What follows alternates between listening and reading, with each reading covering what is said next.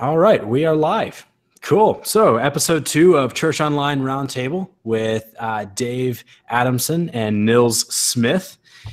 And we should be there. It is. I'm pulling that up on my phone so I can see the chat come through there. But cool. So, why don't you guys? I think more than likely most people watching know who y'all are. But go ahead and introduce yourself, and Nils, Dave, and then I'll introduce myself as well. Very good. So I'm Nils Smith. I am the chief strategist of social media innovation at Dunman Company. So we are a marketing fundraising agency for Christian ministries. And, I get to serve a lot of different ministries in a lot of unique and different ways, primarily centered around social media.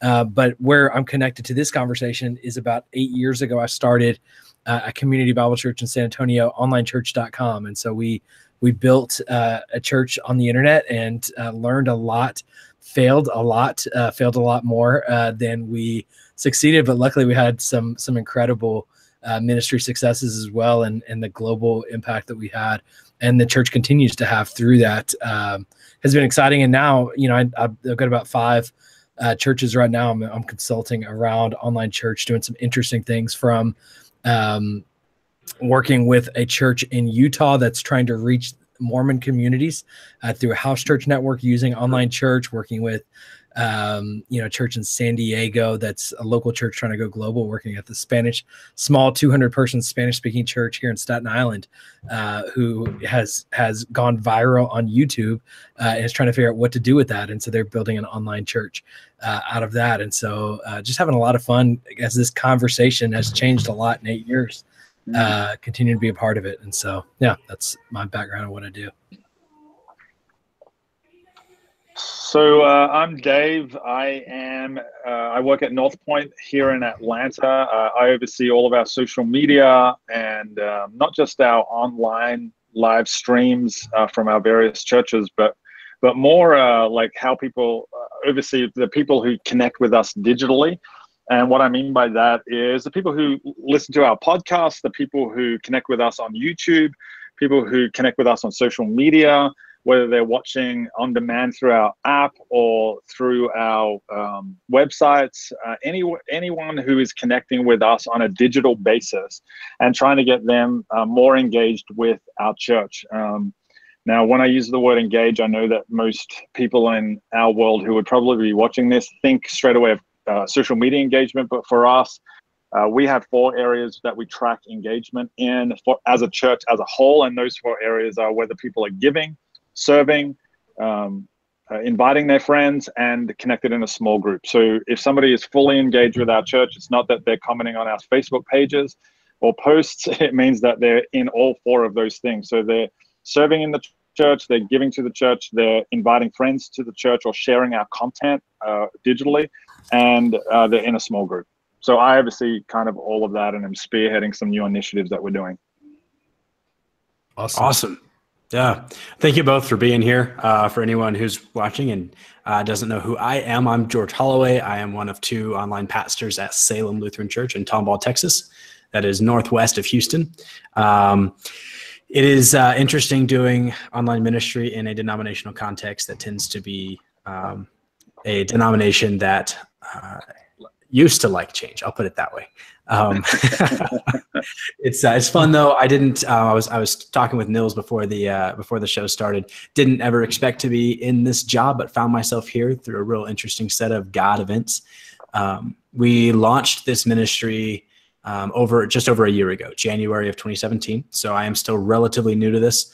Long story short, I ended up through a conversation with an elder and writing a thesis about Church Online as part of my undergrad, ended up getting into this role here. So the way that this show came about was I was having some conversations with some other online pastors, and we were like, man, these are good. Like these conversations really should just be shared. And so as I was learning from other people, I was like, man, why don't I just invite other people to learn along with me? So I am certainly the newbie, especially in this call. But I've got some experience and some thoughts. I'm I don't know if have y'all ever done Strength Finders? Yeah. The Strength Finders assessment? one of my top fives is ideation.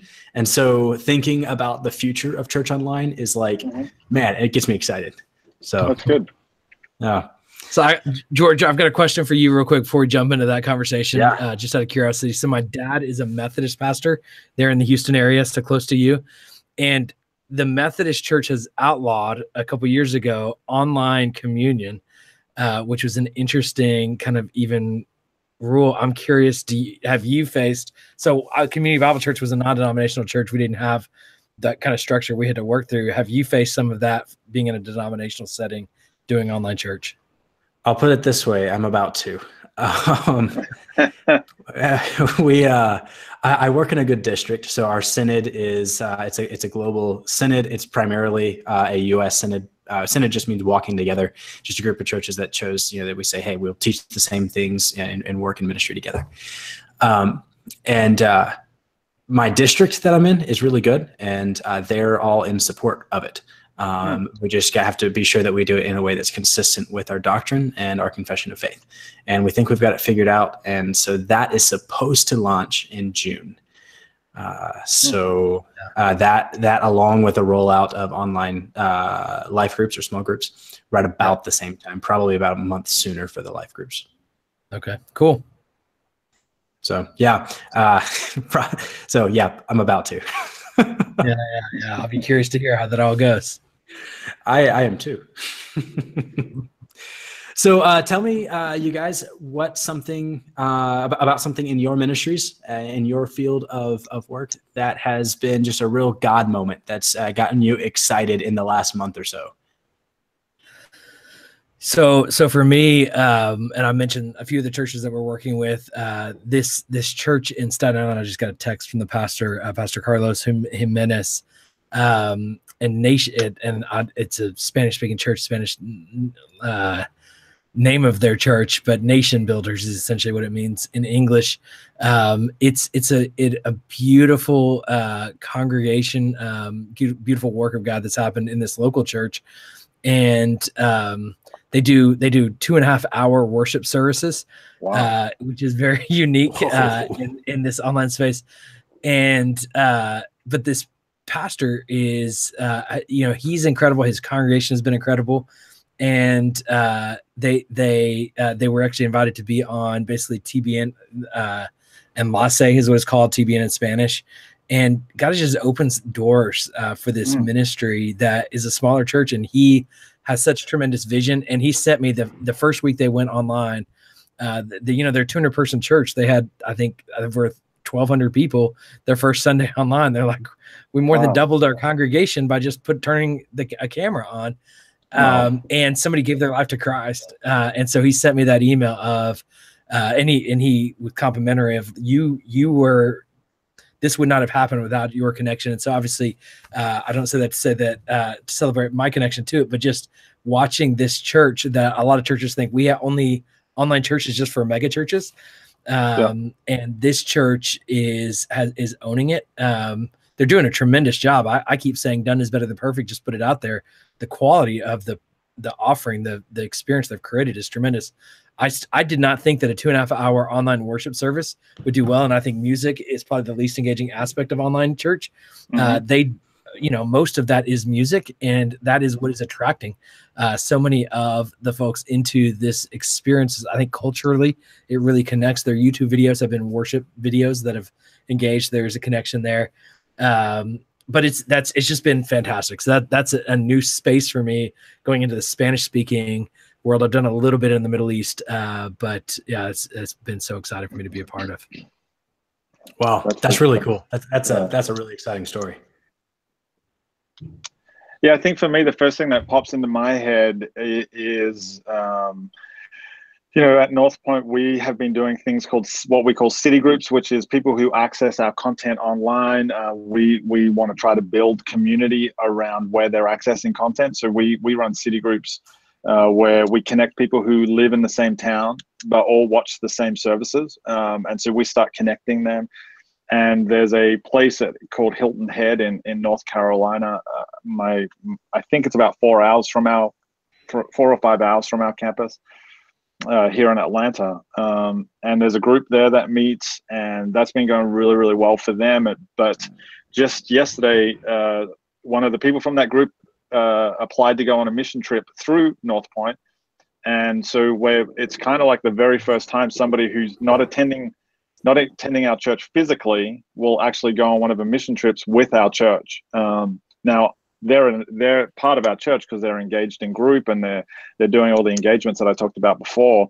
But to have somebody who's not actually physically attending one of our churches, who watches online and participates online, have them go on a mission trip around the world, that's pretty cool. That was a cool moment that just happened yesterday. And it's great because her small group leader was the one who advocated for her to go onto it, and I know that she's just going to crush it. It's going to be amazing.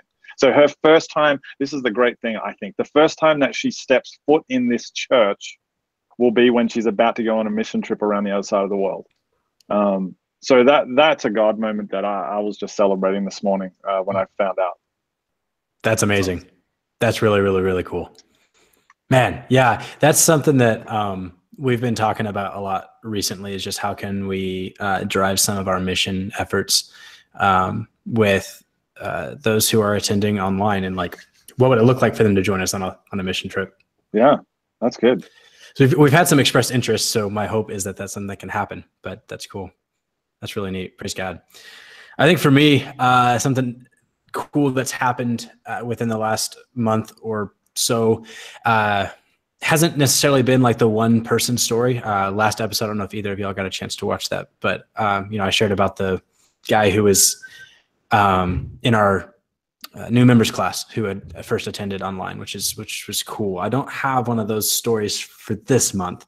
There've been those little interactions which are neat, but the coolest part for me is just to see interaction increase between people, not between me and people, but between our online members, viewers, whatever you want to call them, especially through our Facebook group. That's started to pick up some steam. I don't know why I waited so long to launch that. I just did that like a month ago. So I waited like a year to start a Facebook group.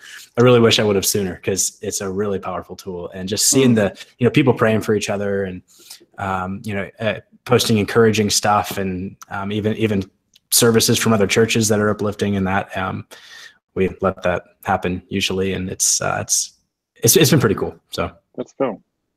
Good for you, man. Yeah. So what's next for Church Online? This is a fun question. I loved reading your article, Dave. I was talking with you guys both before the show about that, and about some of your recent podcasts, Nils, especially the VR church one, which was mind-blowing, forcing me to really think outside of the box. And there's been several articles recently that Carey Newhouse has put out about the 7 trends that will dominate churches in 2018 and all that. And they've talked about some of that stuff as well. And so, as I said kind of at the beginning, I like learning through these conversations. That's why I started this. And so I look forward to learning from you guys and bouncing some ideas around, and just talking about this. So what do you think is next for Church Online? Well, this conversation might end early, because I'm reading Dave Adamson's title, and he says Church Online is dead, is what I just read. I think. And so maybe that's what's the future. Dave, I'd love for you to even just set up and maybe share with those that haven't yet read the article, the philosophy and why Church Online is dead. Well, I just want to clarify. The headline is "Why Church Online as We Know It Is well, Dead." I just was trying to summarize for you. Trying to help. Clickbait. Like Church Online has been going. I moved to the US from Australia in 2008 to be a Church Online pastor, and there wasn't many of us back then.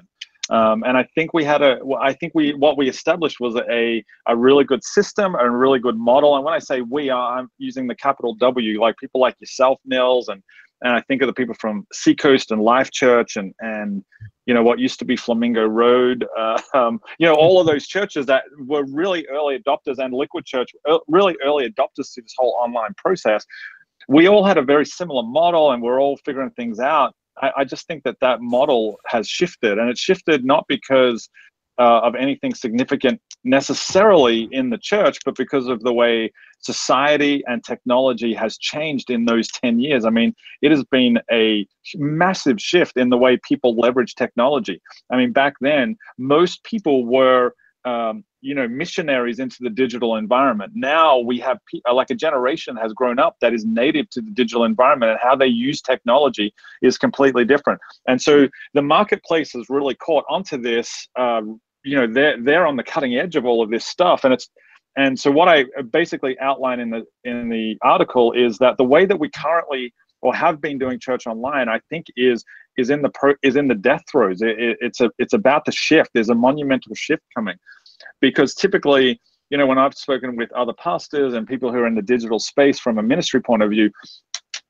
there's always been this battle between online and offline, right? A lot of churches are like, well, we don't want to start an online church because that will take people away from our offline experiences. And that's, typically anybody who's been in the roles that Nils or myself have had, you've probably had those conversations with your elders or your leaders in some capacity, the senior pastor in some capacity. But what we're seeing at North Point is attendance across the board, and Karen Newhoff he just nails all of this stuff. Attendance across the board of churches, and statistics will prove that it's either flatlining or it's decreasing. And we're a church. We don't, we're a large church, but we experience exactly the same thing. But what we've noticed is that we've got more people in small groups than ever before. We've got more people serving than ever before. We've got more people inviting people to church than ever before, even though the auditoriums aren't as full as they used to be. So as we've dug around into that, what we've realized is that people are using both physical attendance to serve and give and be in small groups, and they're combining that with a digital service that they're watching, or they're listening on a podcast, or they're watching the on-demand stream, stuff like that. But then they're getting in there, doing all their regular church stuff in the process. So it's no longer just one or the other, it's a both and. And that reflects, that parallels exactly what we're seeing in society. If the three of us right now decided, hey, Nils needs to cut his grass, let's buy a lawnmower. Well, we could all get in a car and we could drive 4 miles to the nearest Home Depot and wander around the aisles for 45 minutes finding a lawnmower that will cut his grass because it's quite lengthy.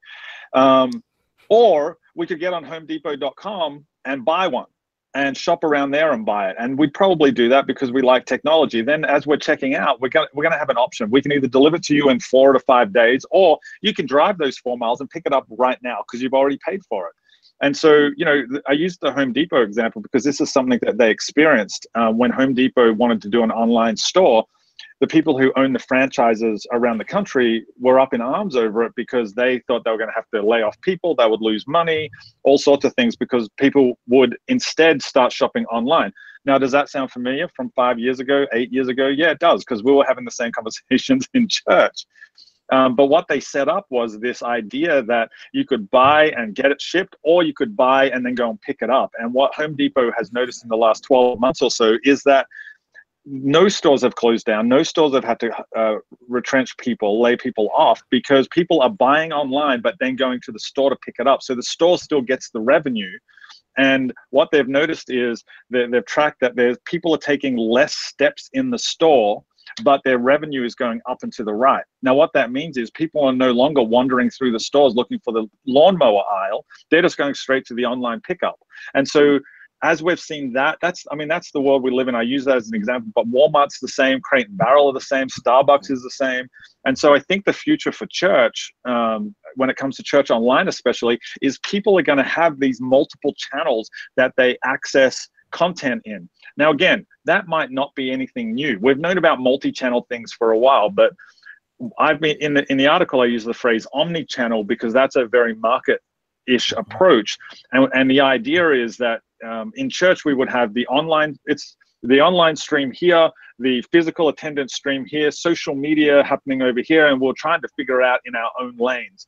And in the article, I paint the picture of a swimming pool that's got the swim lanes in it. We all swim in our own lane, And it was a similar, and it was great. We were the same pool, but we all had our own lanes. Well, omni-channel is when you take the lane lines out of the pool and you let people access content how they want. So if they attend, great. If they listen to the podcast, great. If they watch the live stream, great. They're still members of our church. They're still participating. And that has to change the language that we use in every environment now. So we're not, when we're hosting in a physical environment, we're not saying, hey, we're so glad that you're with us. Or if you're watching online, we're glad you're here too. No, it's not a secondary thing anymore. It's actually a primary thing. Hey, we're glad you are with us, whether you're watching online or you're in the physical room with us. So that's where I see it going, omni-channel style, which is why Dave, it's dead. I love it, Dave. That if I could just dig a little bit into it, just practically. So you and I, the way we used to run online campuses, we called them, were that was a lane. It was either you attended a physical campus or you attended an online campus. What you're saying is now the internet is not something we need to segment or almost just say like you're over here, but it's you're here, you're here online and you're here physically. That's the and. So practically with North Point, is that then like language wise, how do you think that even the campus language is unhealthy? Should churches consider removing that campus tag, which creates differentiation, or how do you see, because language is very important as to I love this question. how people understand Totally. So I think I know what you're getting at, but I just want to clarify. We have six churches in Atlanta, and our multi-campus model is a little bit different to most other multi-campus models. The normal multi-campus model is one church, multiple locations, where we are multiple churches, one vision. So it's a little bit different. But if I took up that campus model, we have 6 campuses. We're not going to change the use of the word campus for those physical locations, but we do not call our online stream at any of our churches. We don't call it a campus. It is just an online stream. Yeah. And so in that instance, to further that, like maybe the next question, the next level down deeper is, well, do we have an online pastor? No, we have a campus pastor at the church, and they pastor the online people, and they pastor the people who are in the room. Wow, interesting. So, Dave, would you we say have even been just to go one step further? Most people who watch North Point Live are used to seeing me hosting that. We've been experimenting with removing the host and letting the room host both people, so that we weren't segregating the audience in any way. And that was a huge shift. And that was a shift that for me personally was, hang on. You don't want me to come in on Sundays anymore? That was a big, but I saw it as, no, this is actually a massive win, because if I really believe what I've been talking about, then this is the natural next progression to that. So I have a question for you. We were intentional to not use the word like online stream because we felt like a connotation with that was that it's something that you go and passively watch. Yeah. Do you feel like that's a danger of calling it just an online stream? Like that's why we started using, we call it church online, because the connotation of church is, it's a place you engage. Yeah. We don't use sometimes we'll use the word campus, but it's not part of our regular language either. Yeah. I'm just curious, I don't know. No, that's a great question. So when I came to North Point, the language we used was, our URL and everything was northpointonline.tv. And we would call it North Point Online, North Point Online, North Point Online. One of the first things that I did when I took over the online portion of our church was changed it to northpoint.live. And the reason I did that was because of the language issue. I felt like the calling it church online, that was it became null and void, because people knew they were online, because like we're online now. You don't need to tell me that we're online. I know I'm online. And so calling it North Point Live allowed us to shift the conversation a little bit. We could say, hey, join us live this Sunday at 11 o'clock, whether you're in the room or online. Does that make sense? It became a different conversation at that point, because people in the room joined us live, people who are online joined us live. And now I'm now the part of it for us. And I think I think a large part of our numbers, the statistics that we pull in every week, is because we are 100% live. The worship is live, the message is live, the hosting is live. Do you know what I mean? Like, we're not pre-recording anything unless it's a pre-recorded element in the church service anyway, like a baptism video. I love it. Yeah, we're other than Bible studies, the only pre-recorded piece that we have for ours is the intro, outro, like, hey, glad you're here, that kind of stuff. And so you would suggest doing that live in the room being one and the same thing. Yeah, if you have the capacity if I'm to do that. understanding right. Okay. Yeah, if you have the capacity to do that. So yeah, again, part of this goes down to technology, right? We were able to do that technologically. So there are other churches that maybe don't have the capacity or haven't figured that piece out yet. But we've always been doing that. So to me, it seemed like the obvious partial next step. Little did I know back then that it was going to lead to some of the thoughts that I now currently have, and that's the beauty of it, right? It evolves. Hopefully, it evolves with technology. As technology gets better, like the stuff that we're talking about today, you know, the stuff that I'm talking about now might not make sense 3 years from now when Nils's VR church becomes the reality. You know what I mean? And then everything shifts again. And so in the article, what I'm trying to point out is we just have to be open-handed with this. And we have to be willing to use the technology of our day to connect people with God. You know, that's my theology. You know, I believe that all of us three, everybody who's probably watching this, either now or, let's be honest, they might be watching it 2 years from now, because that's the beauty of what we're currently doing. We have a responsibility to be like Paul. Paul used the technology of his day to connect people with God. Those people were hundreds of miles away. And so the technology of his day was letter writing.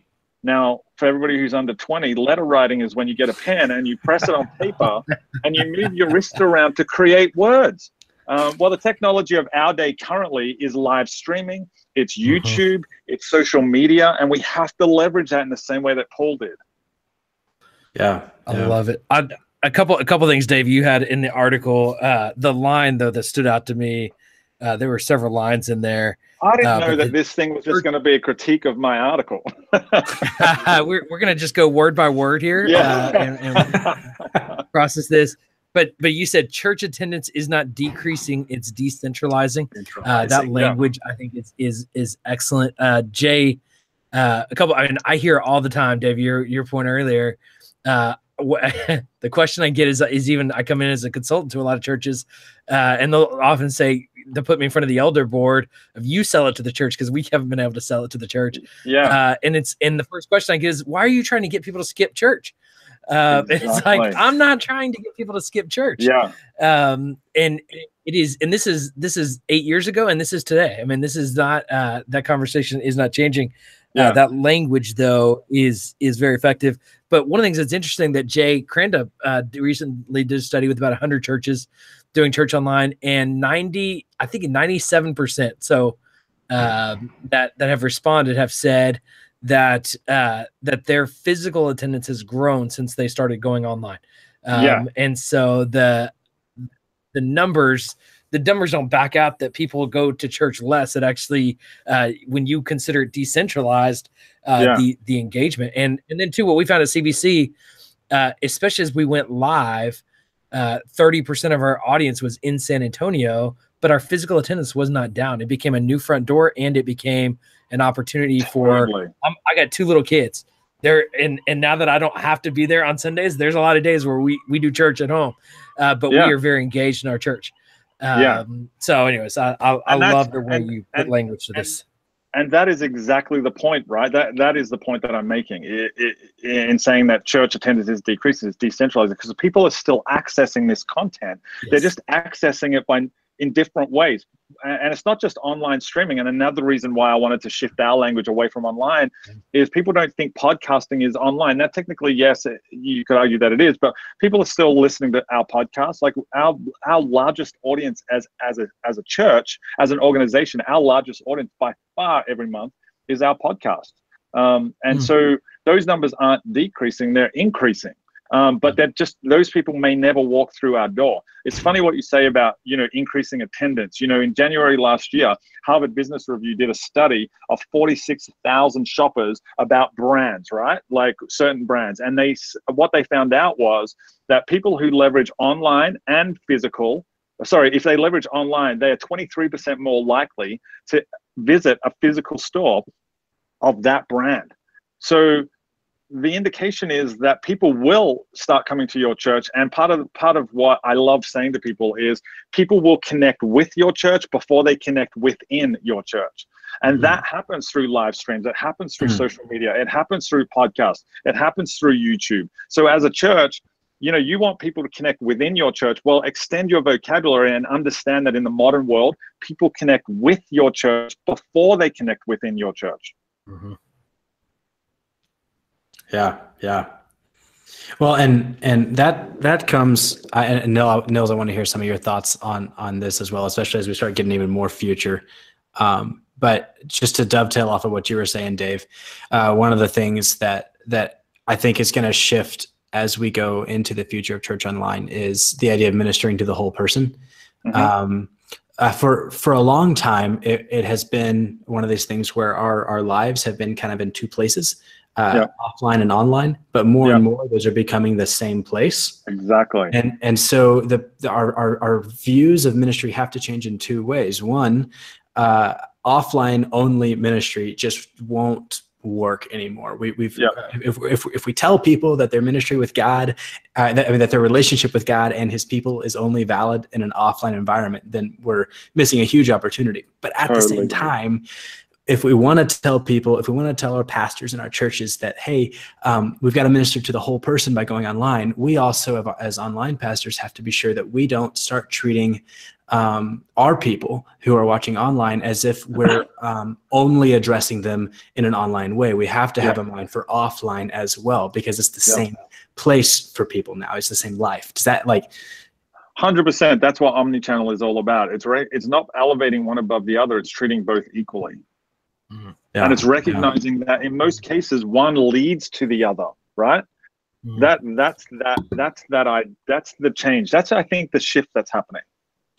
And I love that say that both lead to each other, because I think so many people see online as the front door to offline, but when offline can be the front door to online, it just makes sense. But we're scared of that because anyways, that's so good. We're totally scared of it. We're totally scared of it because our church models, let's be honest, are built around a building. That the whole staffing model, the whole financial model, everything we are so building centric. But what I've never heard Jesus say is, hey, everybody, we're going to meet at the temple at 10 a.m. on Saturday morning. Can you all come? No, he didn't. He went to the communities, right? He went to where people were and allowed community to be built around wherever he left content. And that's what we need to be doing as a church. But we are scared of it because the model shifted. But one of the things I say in my article, right, is when Moses dies and God says to Joshua, who was being mentored by Moses for generations, for decades, hey, Moses, my servant, is dead, Joshua, in case you didn't know. And it's like, well, of course he knew that. Why did God say that? And then he says, and now do this. So he's saying that part is gone. Don't worry about it. I've still got you. So now go and do the next thing. And that's what I think as a church, we need to get into that mentality of maybe what we're doing, maybe the way that we're doing it has changed. And that's okay. It's not better or worse. It's just different. We place value on it too much. And all I'm suggesting is instead of being building centric, why don't we become person centric? We always talk about it, right? We always say, the church isn't a building, it's the people. Yet when things start to shift and we want to focus on the people, we go, oh, no, it is a building. It's the building, right? Yeah. Yeah. I find that frustrating. And I can say it and get away with it because I've got an accent and everybody listens to me. And you know it's true. I know that's the only reason why people listen to me.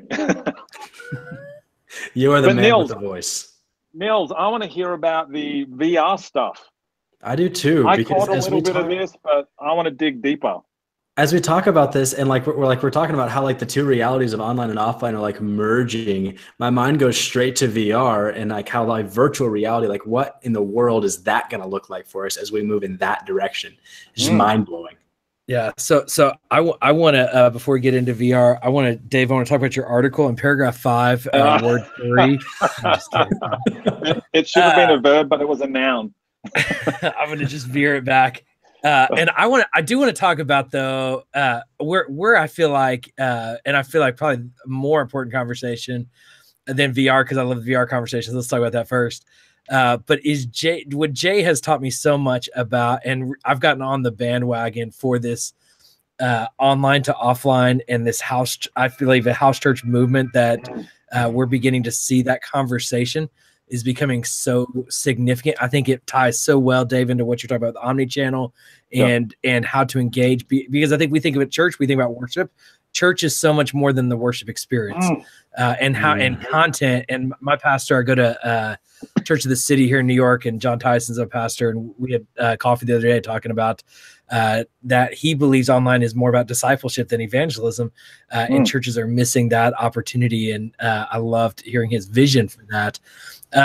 So there's so much there that I think is important for this conversation.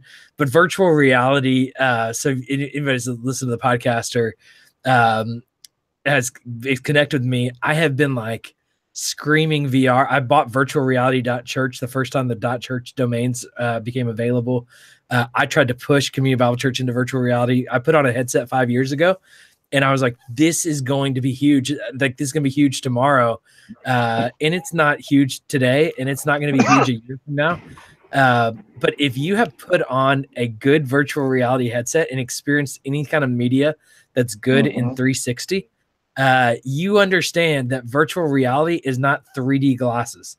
And so a lot of people compare it to, people don't want to put on the headgear. It's like 3D glasses. It's awkward. It's uncomfortable.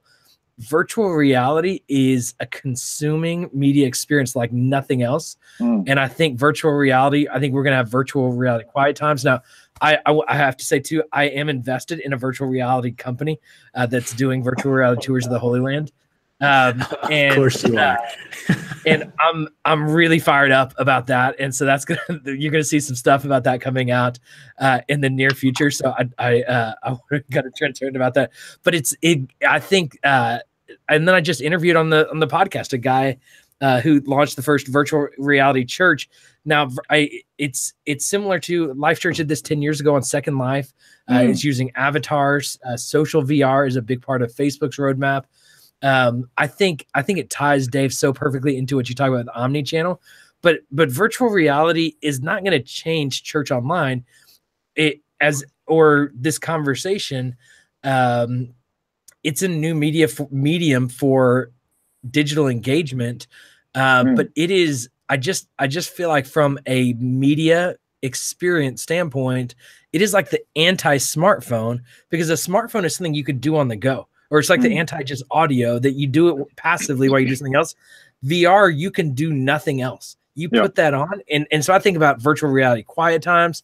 I think about virtual reality Bible studies. I think about virtual reality church.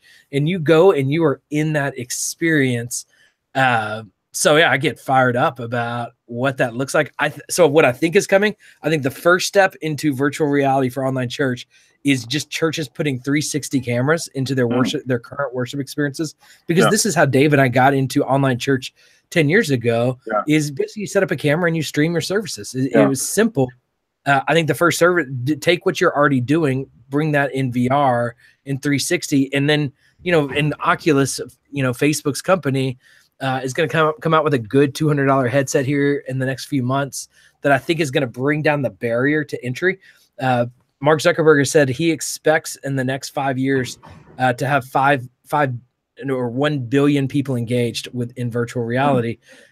So they are invested, and if Facebook is invested, they're going to make it happen one way or another, from my perspective. And they gave everybody at F8 last year a 360 camera. So I think that's going to happen, but I think we're also going to see a lot of Bible studies happening in VR and social VR. I think we're going to have quiet times, discipleship resources that are created in VR. And so there's a lot of opportunities, but yeah, that's what I get fired up about in the future. I still think though, we're probably 5 years away. I keep pushing like that engagement rate further and further down the path because I'm more and more pessimistic about mankind and their speed to adoption to cool things. But I still think it's going to be every day. I think it's going to be better than I dreamed it would originally. Have you seen the Facebooks? I'm sure you have, Nils, actually, but have you seen the what do they call it? It's Facebook's basically like virtual conference room where like you can like have a business meeting in like Central Park. Have you seen that? So I got to experience that at F8 last year. So Facebook Spaces. So you can have it's like 3 people right now. And Alt VR is kind of the more common social VR platform out there. But yeah, so I got to do it for about 10 minutes and actually video conference Kenny Jang while I was in Facebook Spaces. But we shared a cocktail in there and we went to Paris and we went to Mars and they made me a virtual cocktail and I got to grab it and we had a little whiteboard session and it was crazy. That's amazing. And I cannot wait to get my Oculus headset. I haven't justified it with my wife yet. So that's in negotiation. But it's going to be so stinking cool in meetings. I mean, there's so much about VR for productivity. I mean, I honestly, I think when I go to work in a couple of years, I'm not going to turn on my computer. I'm just going to put on my headset. And instead of having 2 monitors, I have like 360 around me. I create my own work environment. Anyways, yeah. So there's so much to VR that the more you experience it, the more I think you see opportunities. Now, here's the other side of VR though that I put as a flag and I put as an opportunity is the number 1 use for virtual reality is pornography, and then number 2 is gaming. Gaming isn't necessarily destructive, but I think we all know that people waste a ton of time in video games. Pornography is naturally very destructive. I think the number 1 reason churches 20 years ago avoided getting a website is they thought if I get a website, I'm encouraging my congregation to get on the internet and they're going to go look at pornography. I think if the pornography is investing this much in this platform, there's even more reason for us to be on this platform and to figure out how to be more creative and more engaging. So that's kind of my other passion around this is let's not be scared of this technology. Let's embrace and dig into it. Yeah, I completely agree. Anytime that sort of thing happens, we need to be on the front end of that, not on the back end. Yeah.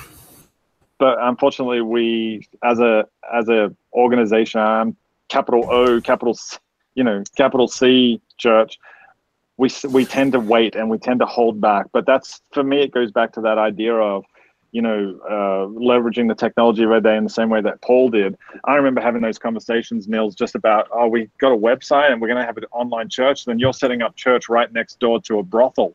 And I was always like, yeah, we are. And that's the best place to do it because, we're called to be salt in the world. And sometimes that means, Jesus talks about this, right? He says, if salt loses its saltiness, it's no longer fit for the manure pile. Well, what does he mean? Well, he's talking about the idea that, back in the first century when they cooked, they would put salt with the manure, which they used to fuel their fires. And when they put the salt with the manure, there was a chemical reaction that caused it to burn hotter and brighter for longer. And but that process breaks down the salt. So Jesus was saying, if salt's not mixing with the manure, it breaks down. And so we need to be like that. We need to be up to our elbows in the manure of the world. We need to be right alongside this stuff. And so I'm all for VR just because you had me already. You had me at hello, Nils. But when you talked about how the porn industry is using it, I even more like, yes, that's where we need to be. We need to be in that place. So, question for you, Nils. What does VR mean for the local congregation? Maybe even actually on campus experiences. Is there any potential there? Where my mind goes is to letting people experience a mission trip before they go. Do you see potential in that direction for VR as well? Yeah, dude, I love you suggesting that. I just heard was Scott Harrison from Charity Water shared basically one of their best campaigns is when they basically told a story in VR and were able to take people to the experience of a well being kind of opened up for the first time. So let me ask you guys this. Have you guys done VR? Have you put on a headset and experienced a virtual reality experience yet? Yeah. So right now, I mean, even right now, you can use your phone and use Google Cardboard, and the NBC is doing the Olympics right now in VR.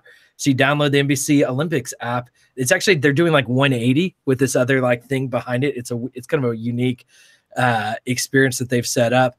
But it feels like you're there when you're in high quality 360 video or, animated experiences.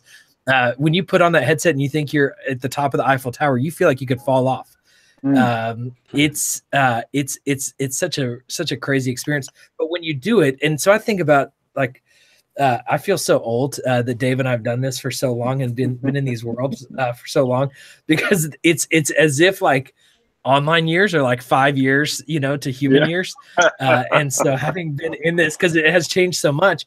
But I remember when we got into online church, it was like, well, how do we do communion? Well, we figured it out, how we chose to do communion and things. And then we adjusted and adapted and learned how do we do small groups? And even early on, we did small groups in a tight chat room. That seems crazy now when you have video conferencing and Zoom and Google Hangouts and other tools to make it even more personal. So VR, yeah. And I remember we did a virtual, with Mission India. We did a virtual mission trip for our online congregation, and we sent them a video every day in partnership with Mission India to go on this 21-day virtual mission trip. It was terrible, if I'm totally transparent, but we did the best we could to try to translate some of these things.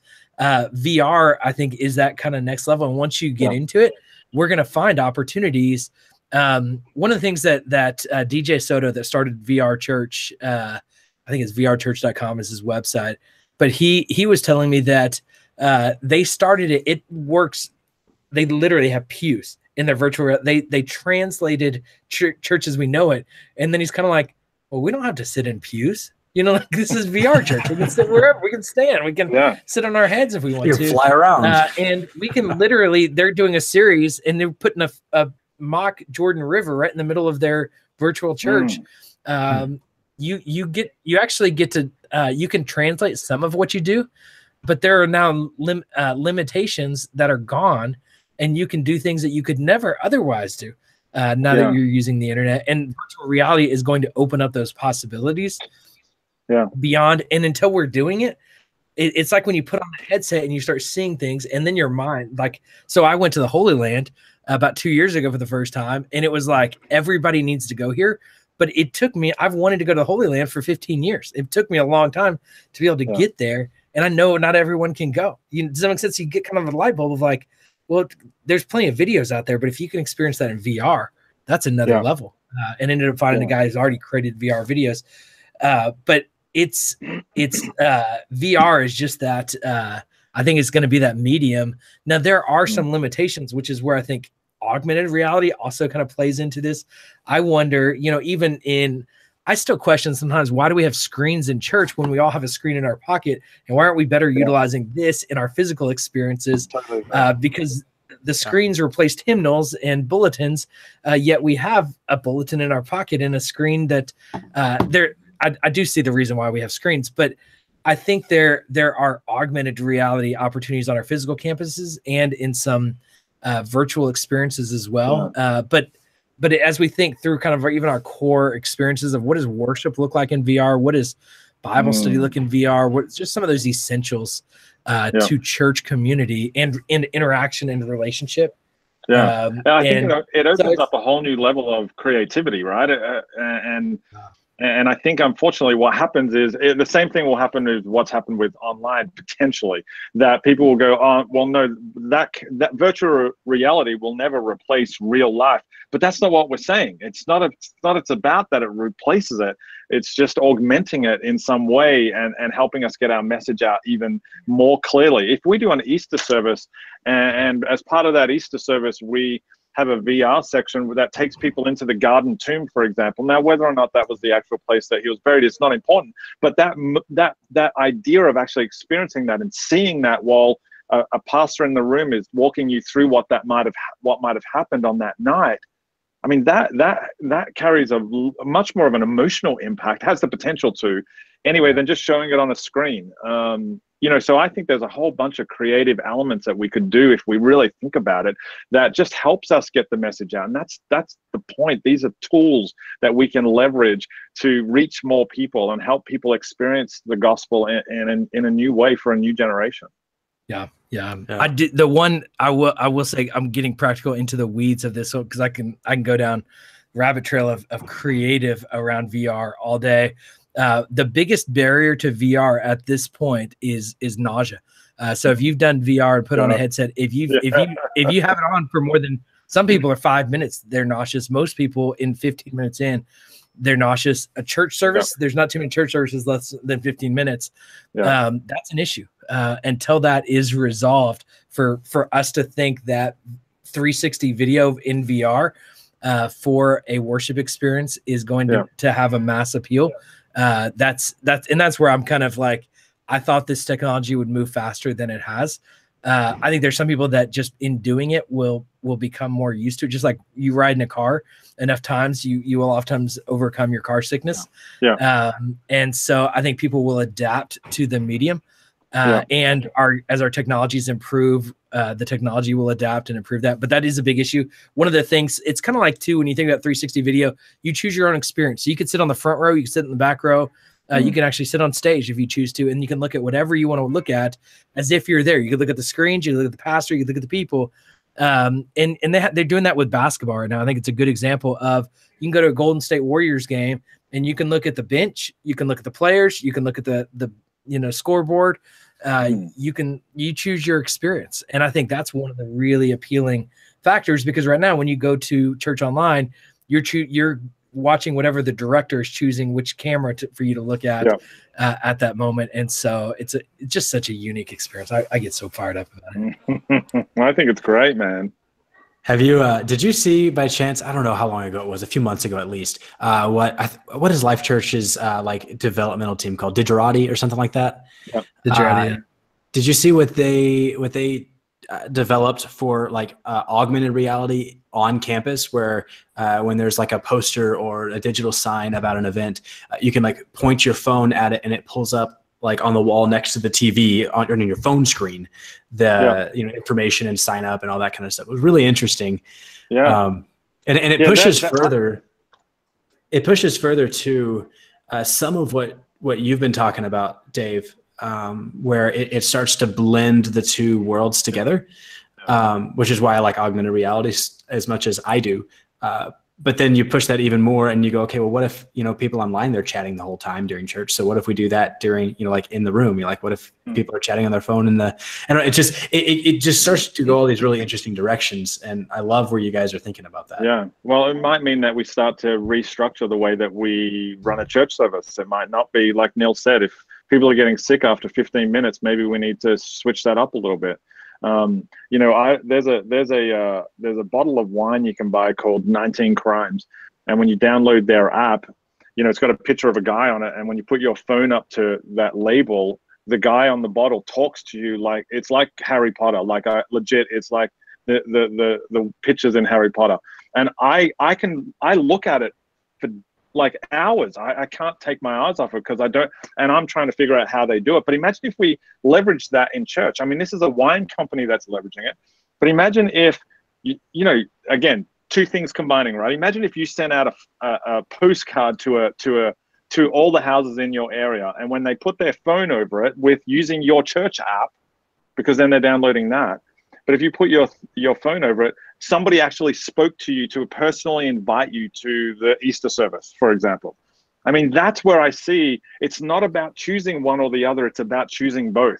You can go to some baseball games, and if you sit in a certain area and you hold your phone up to where the batter is, on your screen, you see the batter, but then their stats and everything pop up beside. Well, what if, I'm in the message and I hold my phone up and it comes up, Andy Stanley, age number of sermons he's preached, number of salvation. I mean, it could get funny, right? There's if somebody who's watching this, who's on a service programming team, that is a great video. That is a great video to introduce people to your church. That will go viral. But there's ways that we could leverage it that would be so helpful and so handy to people. But we have to get over the fear. We have to get over the fear of change more than anything else. We have to be willing to go, this might be the next thing. I've got 3 teenage girls, and for me, that's the thing that forces me to get over change. I'm like, my kids are always on YouTube. I've got to get on YouTube. I've been talking about that for a while. I've got to do something on YouTube. It's about time. So I'm trying to reach my kids, and they're the catalyst for my change, because I don't want to lose a generation because the church was behind. I love it. Man, good stuff. Are we answering any questions, George? I don't know. No, well, I mean, you've answered the question of the topic. Last episode, we had a few questions come into the chat. We didn't have any this week, so. Well, I had virtual goggles on half of the time, and we did get some virtual questions. There we go. And as I held my phone up to Nils, it gives me a whole bunch of questions I should ask him. I have a question. Awesome. Why you chose to scare off our audience talking about alcohol and Harry Potter?